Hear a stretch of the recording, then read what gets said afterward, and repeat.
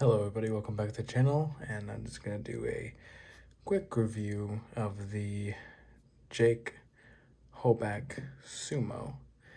But before we get too far into this, please follow the Instagram and the Facebook page, and obviously subscribe will be very helpful. Alright, let's first get into some quick little size comparisons. This is actually not a large knife. Coming in about, first let's do some measurements here. Coming in about a little bit over 3 inches, about 3 inches, about 3 inches, 3 1/8. Definitely coming in with a 3-inch cutting edge here, with a 4-inch handle,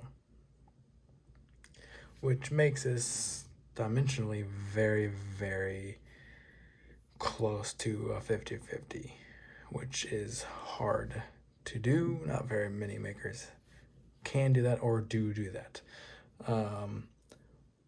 While being still ergonomic and be able to get a full 4-finger grip with some room to move around. Let's do this comparison to the UTX 85. As you can tell, it is overall pretty darn close. It's the same size. You do get more blade length on the Sumo. The UTX 85 does have a little bit more handle, ever so slightly, especially when you count in the glass breaker. Next is going to be your Spyko Shaman, which when you look at the sharpened blade length, they are pretty much identical, except for the Sumo actually has slightly more cutting edge, but look at the difference of the handle.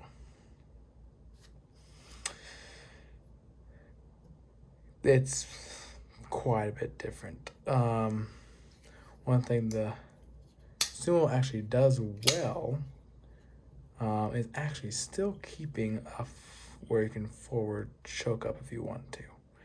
It is a little bit close to the edge, but you can do it and it is comfortable while not losing or not having excess handle, which the Shaman definitely compared to the Sumo does have. Next one would be your Rat 1. You're kind of coming into the same scenario as the Shaman. Similar cutting edge to the Sumo. This actually has slightly more, but then you look at the handle ratio, it is a big difference. You're looking at price differences quite a bit different. And a Shredder SNG, you kind of get the same scenario here, same amount of cutting edge, but handle much larger on the SNG. And let's do a 940 here. See here, you get a similar kind of scenario. One of the only or few blades that also has very good dimensions, blade versus handle. You don't see that a lot, while keeping good ergonomics and good amount of handle, just to get a good grip and be able to move your hand around if need be. Another one would be XM18 here. Again, same kind of scenario. A lot more handle, What's interesting is this handle is only an inch longer than the blade is when it comes to ratio, where the handle in the XM18 is an inch and a quarter longer. So this does still have a better handle to blade ratio. If you are into that, it is, or I think that is impressive, which some people will, some people won't care. It doesn't matter. If it doesn't matter to you, then it doesn't. But one thing I'll have to say about this guy on top of that, it has a great action. So very smooth. You can use these as thumb studs, the oval travel stop. You have a flipper, a very discreet flipper. You can barely see it, but yet you can still get to it. You can also use this groove to flick it open, and it drops so smoothly. But if you don't want to do that, you can always disengage, push it, and slowly close it, depending on who you're around. Some people might be frightened by this, especially those who, and that does bring me into something else, is this is one of the best button locks I've come across, with just how smooth it is and just how easy you can flip it open, how easy you can thumb stud it open, flick it open. Like, this is not one I would necessarily handle or hand to and not a knife person. Mainly because if they unlock it and they have their fingers at all on the cutting edge and they let go of it, yeah, you can kind of see where that will go. So just be wary who you hand this to.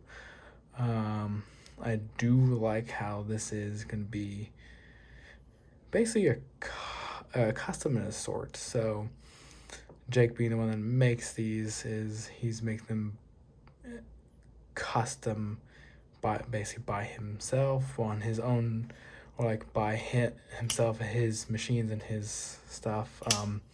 So it's in a custom way. It's not like you order one exactly to the specifications you want and then get it, but he makes a batch and then puts them out.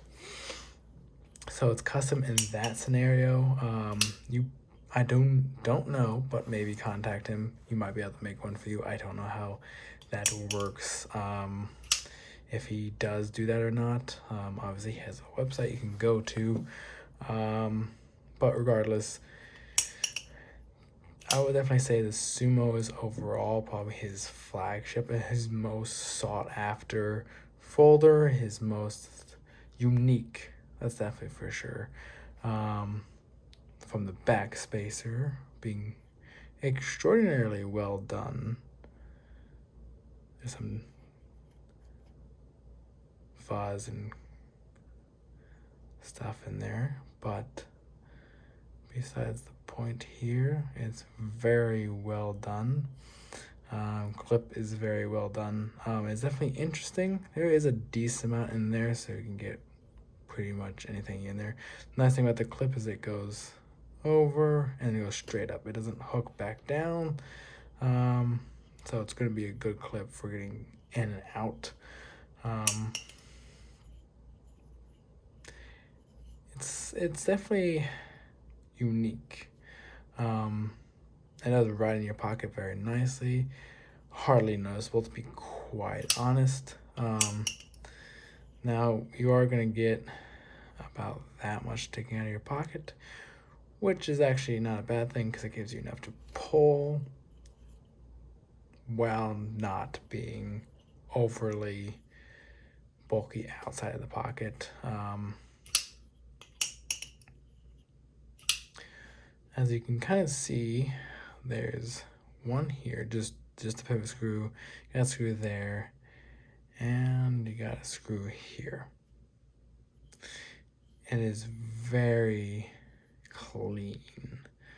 In general, his work is very clean.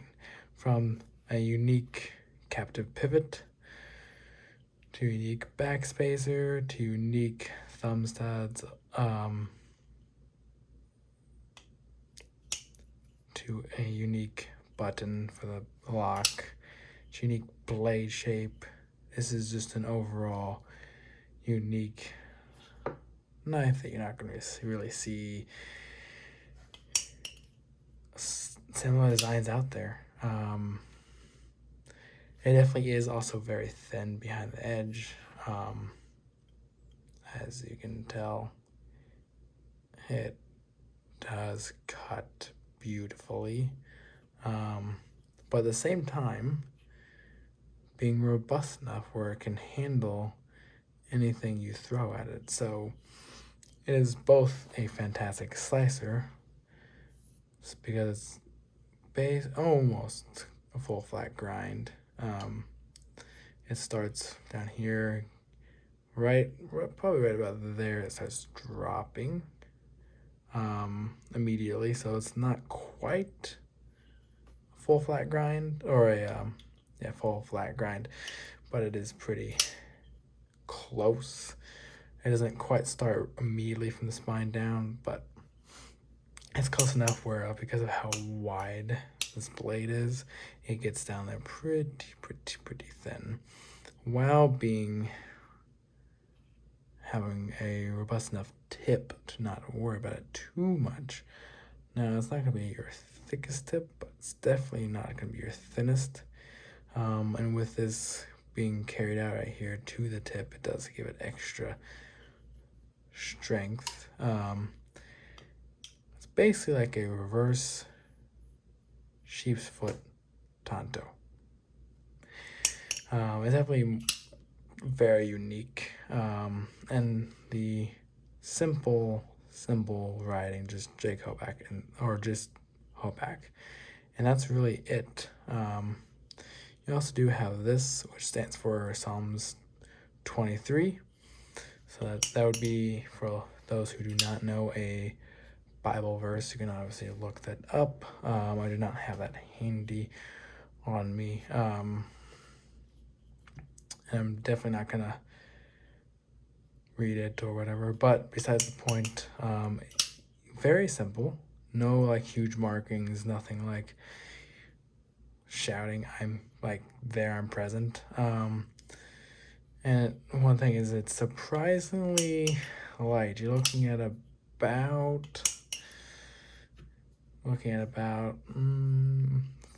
3 to 4 ounces. You're looking closer to 4 ounces. But the reason why that is possible is because this is full titanium, but if you can see it,